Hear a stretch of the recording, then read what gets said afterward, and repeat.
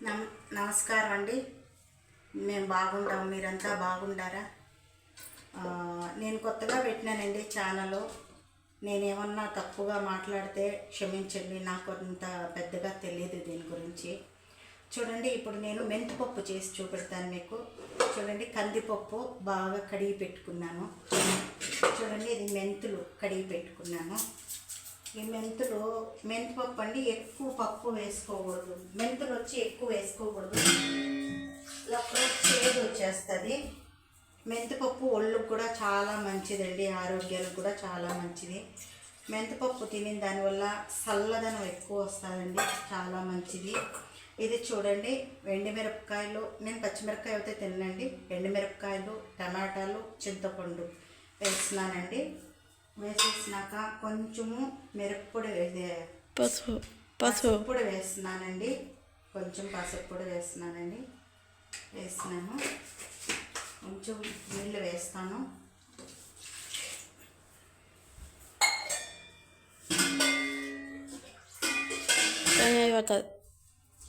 చూడండి, నీళ్ళు వేస్తున్నాను. అయిపోయిందండి, కుక్కర్ పెట్టేస్తున్నాను. వాటర్ సరిపోదేమో.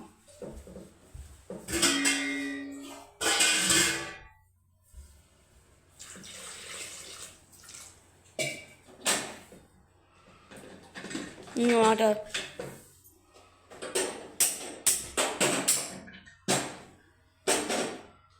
అయిపోగానే తిరగబాతు చెప్తానండి. పప్పు అయిపోయింది, ఉడికిపోయింది, అంతా మెదిపి పెట్టుకున్నాను. తిరగబాతు పెడుతున్నాను, నూనె వేసేసుకున్నాను, ఆవాలు, జీలకర్ర, కరివేపాకు వేస్తున్నాను.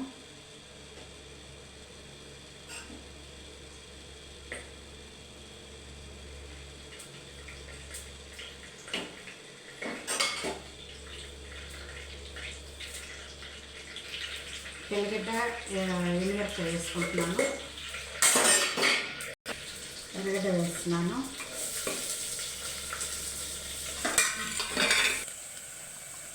చూడండి, తిరగబాతు అయిపోయింది.